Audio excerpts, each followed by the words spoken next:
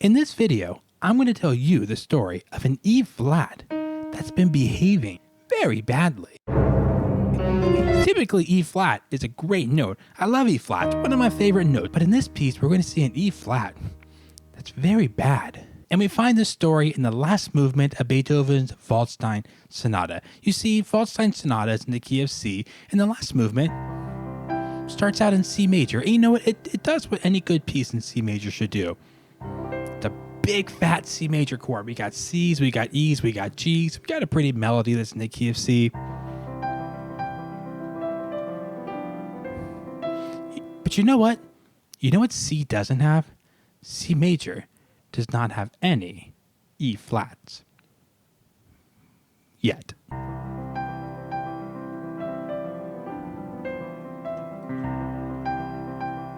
Notice that it's very happy sounding, right?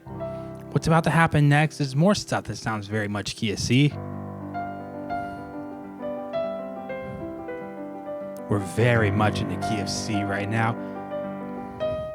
And this is our first appearance of our nemesis. This note is going to come back time and time again and try to derail this piece. Its first appearance, it might seem harmless right now, but we know who it is. Beethoven immediately gets rid of it, fights that E flat and turns back to E natural. Right back to E flat. That left hand here. The E flat's holding on strong, but thankfully this first page ends back where we should be. E flat gone.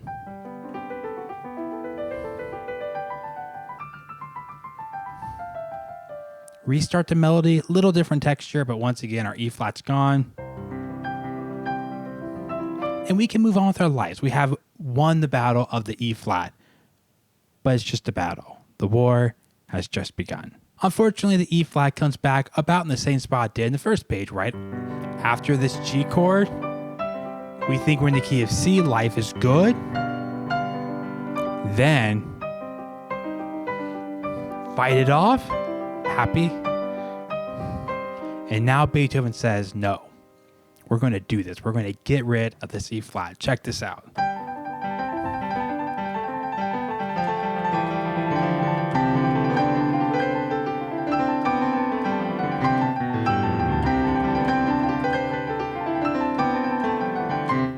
We did it. Beethoven even kind of punctuates it with this big celebratory fortissimo. We made it. We're going to do our happy melody. These are our C major scales. No E flat to be found. We're good. And we go right on to our next section, which sounds something like this.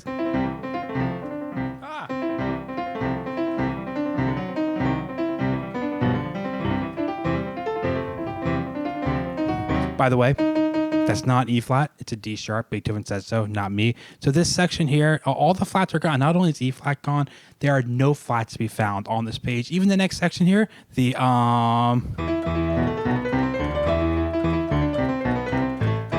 no flats. The flats are gone. The sharps and the naturals are winning out for now. Now, because it is a rondo, after all this crazy fast stuff, Beethoven is going to find a way to get back to the beginning. And he does it like this. F chord. We're close. And then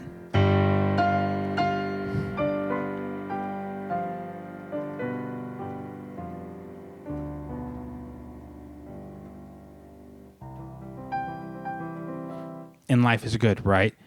Except this is just like the first section. Note for note like the first section, and all the same problems are back, right? We're going to have the E flat showing up in this place. Also in these, happy.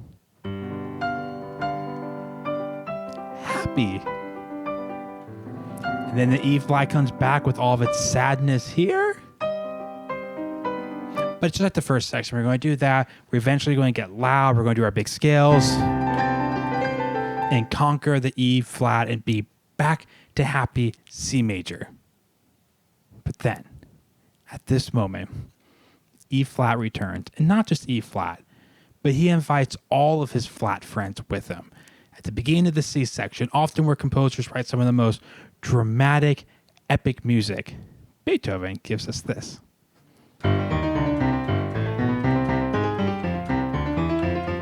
If it sounds like my pedal's down right now, it's not, but my pedal's actually breaking. So support the channel so Ryan can afford a new pedal.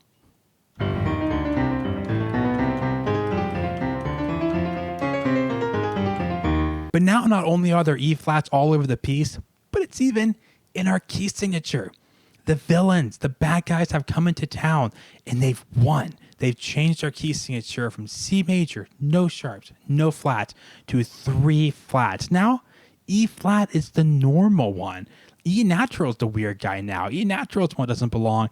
E flat, that's the one in the key signature now. But as you can probably tell, not only is E flat here, but he's brought along his partner in crimes. The A flats, the B flats, the flats are taking over. We have this one, C minor, F minor, kind of like B flat minor, but then it switches to E flat. 7 pretty quickly here, which going to take to the key of A flat. Like, flats are just everywhere now. But thankfully, the darkness is almost over. Like any good Beethoven piece, when things are at their worst, when things seem impossible to return to our happy C major, he just always changes things and the sun shines down upon you and you realize that all the darkness, all the evilness had a purpose. So check out what happens here.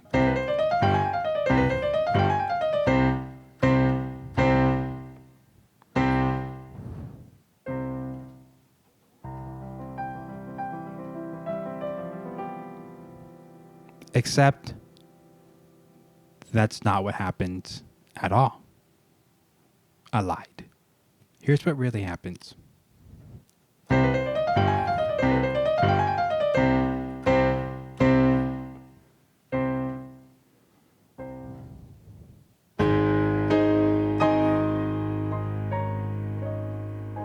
In case you couldn't tell, yeah, the flats have won again. This next section is really cool. It kind of sounds like a modern-ish chord progression, so I'm going to play it for you, even though I haven't played it for a long time. I might butcher it, but it's beautiful and awesome sounding. Even though it's full of flats, even I have given in and accepted the flats. All right, so...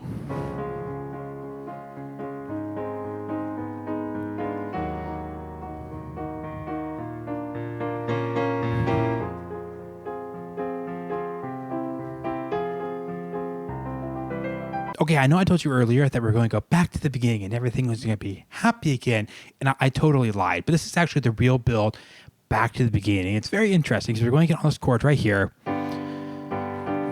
which is actually the chord we want to get on to take us back to this chord.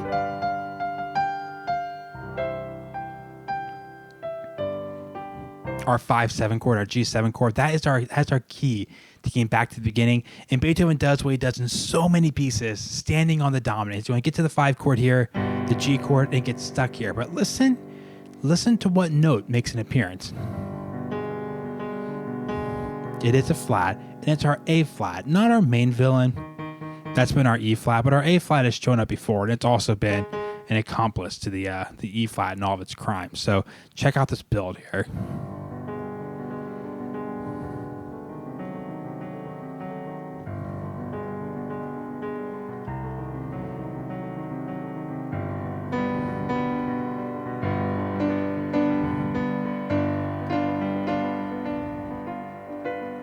And I didn't lie. We actually are going to return to the beginning. This is the return to the A section of a rondo. We should feel like, yeah, we're back, baby. And we do. It feels great.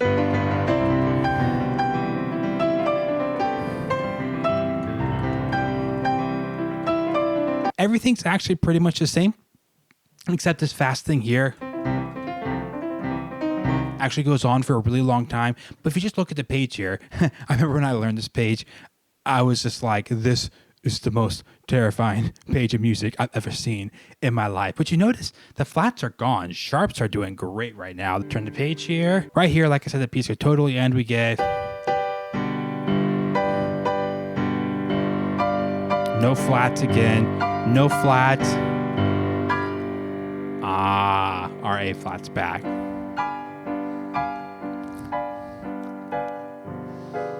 Still back, still back, still flat, still flat. Those are E flat actually. And then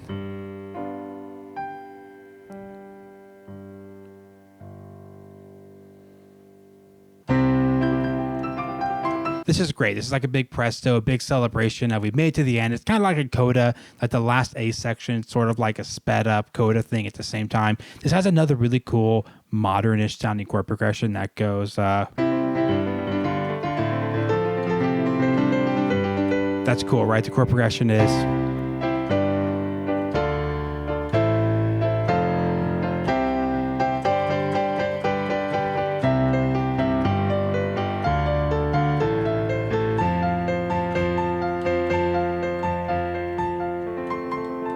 it doesn't sound exactly like that. Now, after another arpeggiated chord with an E flat in it, making its return, I gotta show you something that has nothing to do with our original story. It has nothing to do with the E flat. It's just a really cool technique. So this is a glissando. You can do it that way. You can use your thumb. You can use your pinky. You can use your pinky down. Lots of ways to do it. Beethoven chooses to do an octave glissando, meaning you're going to play octaves. You're going to play F octaves and E octaves, D, C, F, like that. But one hand does the octave glissando. It sounds kind of crummy on a keyboard, but something kind of like,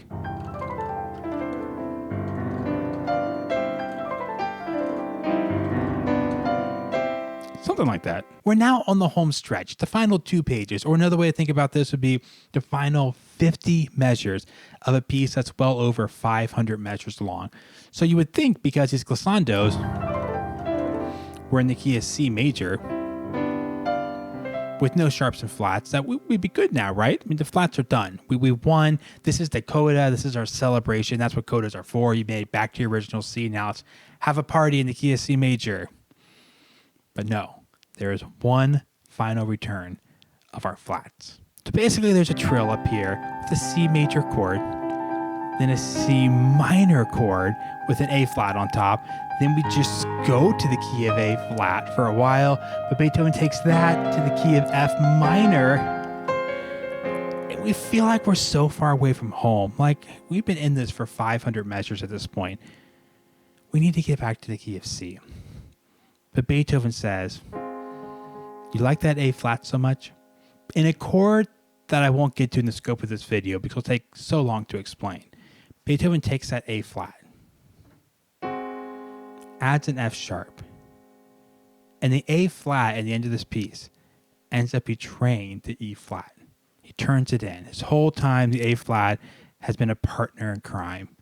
But the A flat, once you get to this chord, you got to go to G's. And G is our key to make it back to the key of C.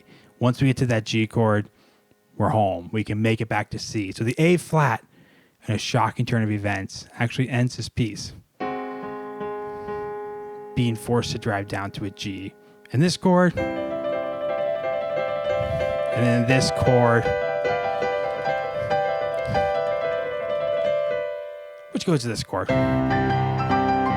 And we're happy because we're in the key of C, and everything else is the key of C. And in fact, if you've never heard this piece before, it ends with 1, 2, 3, 4, 5, 6, 7, 8, 9, 10, 11, 12, 13, 14, 15 consecutive measures of C major chords because we've earned it. Beethoven's earned it. He's been fighting this battle for 500 measures, trying to get back to a C chord. And there's finally no E flat, so Beethoven can just play C chords and say the piece is officially over.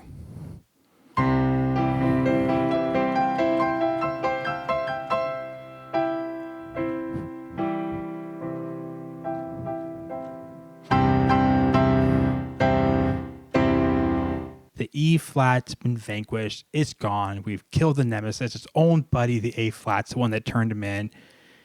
It's a happy story. It ends, I mean, all Beethoven ends happy. Well, not really, but this one does. Hope you enjoyed the video. See you guys in the next one.